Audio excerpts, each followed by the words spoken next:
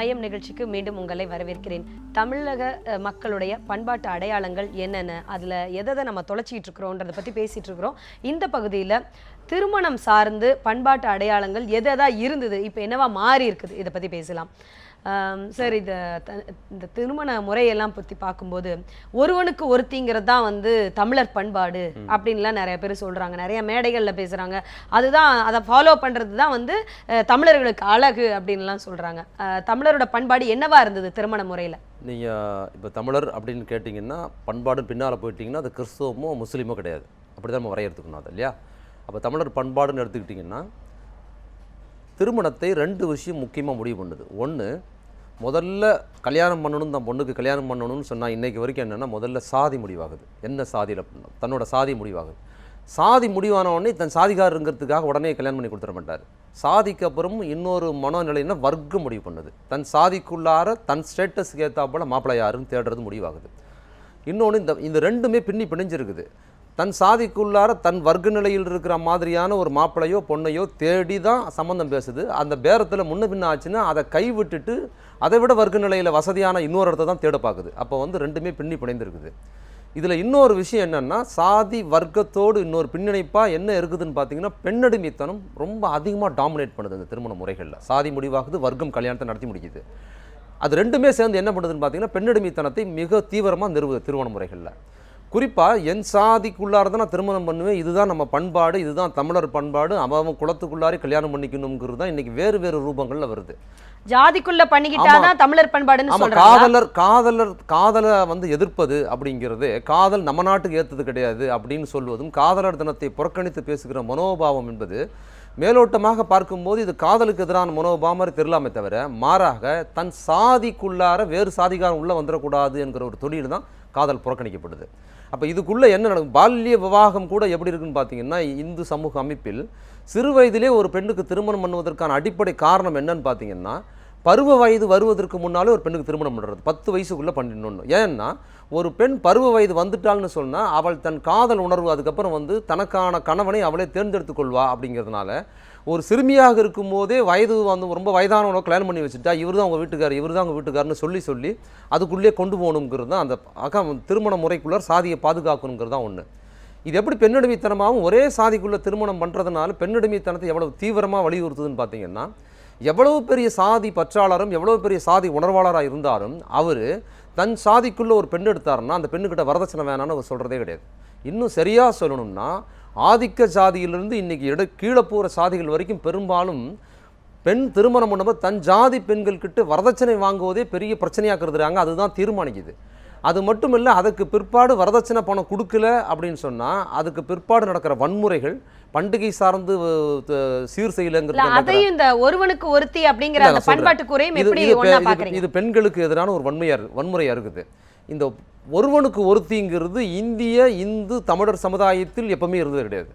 ரொம்ப ஷாக்கிங்கா இருக்குது நீங்க சொல்றது. எல்லாரும் என்ன சொல்றாங்க, ஒருவனுக்கு ஒருத்தி தான் தமிழர் பண்பாடு, அப்படிதான் நம்மளுடைய முன்னோர்கள்லாம் வாழ்ந்துட்டு வந்தாங்க. சங்க காலத்தில் நீங்க எடுத்துக்கிட்டாலும் சரி, அதுக்கு முன்னே இருந்தாலும் சரி, மன்னர்கள் அல்லது பிரபுக்கள் அந்த மாதிரியான தலைவன் அப்படின்னு சங்க இலக்கியத்தில் வர தலைவன்கிறதே பிரபு தான். அதை நீங்கள் ஒரு நிலப்பரப்பு கூறில் பார்க்கணும்னா அது ஒரு பிரபுக்கள் தான் தலைவன் அப்படிங்கிற. இவர்கள் எல்லாருமே பார்த்தீங்கன்னா ஏகப்பட்ட திருமணங்கள் பண்ணது மட்டும் இல்லாமல் ஒரு விபச்சாரம் சமூகத்தில் அங்கீகரிக்கப்பட்டிருந்தது. தாசி வீட்டுக்கு சென்று வருவது என்பது தலைவனுக்குமான ஊழல்னு ஒன்று இருக்குது சங்க இலக்கியங்களில்.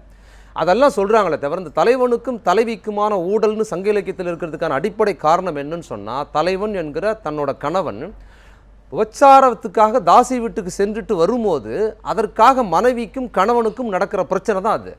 இதுதான் சங்க இலக்கியத்தில் ஊழல்னு சொல்லிக்கிட்டு இருக்கிறாங்க. அது அப்போவே இருந்திருக்குது. அதில் ஆணாதிக்கம் தான் மேலோங்கி நிற்குது. பலதார திருமணம் இருக்குது. அதே போல் பார்த்தீங்கன்னா மன்னர்கள் நிறைய திருமணங்கள் பண்ணி, நீங்கள் ராஜராஜ சோழனுக்கு பார்த்தீங்கன்னா அவர் தான் தமிழ் அவர் 10 மன்னர்களை விட்டுருவோம், சாதாரண பண்பாடுங்கிறது அந்த காலங்களில் மக்கள் மத்தியில் உங்களுக்கு நில உடைமையாளர்கள் மத்தியில் தான் அதிக திருமணங்கள். ஒரு மனைவி இருக்கும்போது 5 மனைவிகளை திருமணம் செய்து கொள்கிற பொருளாதார அந்தஸ்து யார் இருக்குது, அதை ஸ்டேட்டஸாக பார்க்குறது. எனக்கு 5 பொண்டாட்டி இருக்கிறாங்க, 3 இடத்துல எனக்கு தொடர்பு இருக்குது அப்படிங்கிறத சமூகத்தில் அறிவிப்பது தன்னோட பொருளாதார அந்தஸ்துக்கும் தனக்கு ஆண்மைக்கும் பெருமைன்னு யார் கருதுவாங்கன்னா நிலவுடைமையாளர்களும் ஆதிக்க ஜாதி தான் கருதுவாங்க. அவர்கள் தான் பெண்களை உயிரோடு செத்ததுக்கு பிற்பாடு கணவனோடு வச்சு கொளுத்துகிற முறையும் இங்கே இருந்திருக்குது. அது வெறும் வடநாட்டில் இருந்தது மட்டும் இல்லை, உங்களுக்கு இங்கேயும் இருக்குது. கணவன் இறந்ததுக்கு பிற்பாடு அவனோட சேர்ந்து போனது சோழ மன்னர்கள்லேயே அவங்க மனைவிகள் இருந்தாங்கங்கிற குறிப்பெல்லாம் இங்கே இருக்குது. ராஜேந்திர சோழன் காலத்தில் இருக்குது, ராஜராஜ சோழன் காலத்தில் இருந்திருக்குது. அது தமிழர்கள் மத்தியிலும் அது பொதுவான பண்பாடாக இருந்திருக்குது. அப்போ பெண்ணியம் சார்ந்து நீங்கள் எப்போ வந்து ஒருவனுக்கு ஒருத்திங்கிறது எப்பவுமே கிடையாது. எப்போ ஒருவனுக்கு ஒருத்திங்கிற முறை இந்தியாவில் அல்லது தமிழர்கள் மத்தியில் வருதுன்னு பார்த்தீங்கன்னா, டாக்டர் அம்பேத்கர் இந்து அரசியல் சட்டம், இந்திய அரசியல் சட்டத்தை விட்டுருங்க, இந்து சட்ட மசோதான்னு ஒன்று கொண்டு வர்றார். அந்த இந்து சட்ட மசோதா என்னன்னு பார்த்தீங்கன்னா, இந்து சமூகத்தில் இருக்கிற பெண்கள் படுகிற துயரங்களுக்கு எதிராக, குறிப்பாக ஆதிக்க ஜாதி பெண்களின் பாதுகாப்பாக அது இருக்குது. ஒரு முதல் மனைவி உயிரோடு இருக்கும்போது கணவன் ரெண்டாவது திருமணம் செய்து கொண்டால் அவன் எவ்வளோ பெரிய ஆளாக இருந்தாலும் அவனை தூக்கி ஜெயிலில் வைக்கணுங்கிற சட்ட திருத்தம் கொண்டு வராரு, விவகாரத்து உரிமை கொண்டு வராரு, பால் விவாகத்தை தடை செய்கிறார். நிறைய கூறுகளில் அவர் கொண்டு வந்து நிறுத்தினதுக்கு பிற்பாடு தான் முதல் மனைவி இருக்கும்போது ரெண்டாவது மனைவியை திருமணம் செஞ்சால் ஜெயிலுக்கு போயிடுவோங்கிற பிரச்சனை வந்ததுக்கு அப்புறம் தான் ஒருவனுக்கு ஒருத்திங்கிற கான்செப்டே வருது.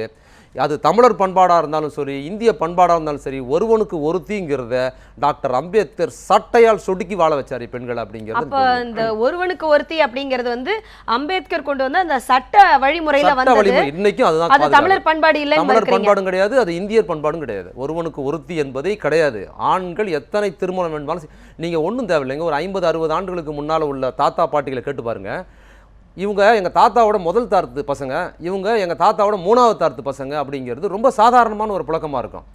இதெல்லாம் எப்போ குறையுதுன்னு பார்த்தீங்கன்னா 50களுக்கு பின்னால் டாக்டர் அம்பேத்கர் சட்டம் கொண்டு வந்ததுக்கு பிற்பாடு தான் இதை வந்து வரையறைப்படுத்துகிறாரு. இன்றைக்கி நிறைய வழக்குகள் நீதிமன்றத்துக்கு போகுதுன்னா, பெண்கள் உரிமைகள் கோர்ட்டுக்கு போகிறாங்கன்னா அது டாக்டர் அம்பேத்கர் கொடுத்தது தான். ஆண்கள் இன்றைக்கி பெண்களை பலதாரம் திருமணம் பண்ணாமல் பாதுகாக்கிறாங்கன்னா அவர் சட்டத்துக்கு போய் தான் இருக்கிறாங்களே தவிர, ஒரு தார மனம் என்பது பண்பாடும் கிடையாது, அது இந்திய பண்பாடும் கிடையாது, தமிழர் பண்பாடும் கிடையாது. இன்னொரு, இது விளையாட்டான கேள்வியை கூட தெரியலாம், இல்லை ஒரு சிலவங்களுக்கு இது சீரியஸான கேள்வியாகவும் தெரியலாம். எப்போவுமே இந்த ஒருவனுக்கு ஒருத்தி அப்படின்றத பற்றி ரொம்ப ஸ்ட்ரெஸ் கொடுத்து பேசுகிறாங்க. ஒரு பெண்ணாக இருக்கிறனாலையும் எனக்கு இந்த கேள்வி வருது, ஏன் எப்பவுமே ஒருத்திக்கு ஒருவன்ற மாதிரி எந்த ஒரு இதுலையுமே சொல்கிறதே இல்லை? அதை பற்றியெல்லாம் யார், ஏன்னா அது சமூகத்தில் இல்லை. ஒருத்திக்கு ஒருவன் தான் சமூகத்தில் இருந்தது.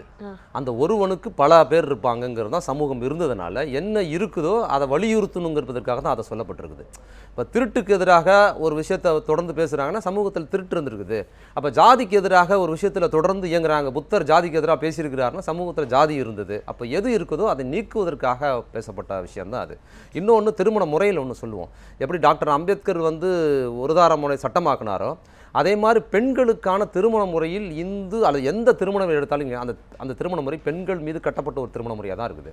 உலகத்தில் இருக்கிற நீங்கள் கிறிஸ்துவ, இஸ்லாம் அல்லது வந்து இந்து, வேறு தமிழ் திருமண முறை எது எடுத்தாலும் பெண் அங்கே ஒரு கன்னிகா தானம் கையில் பிடிச்சி கொடுக்கறது அல்லது பெண்ணோட அபிப்பிராயம்ங்கிறது தேவையற்ற ஒன்று.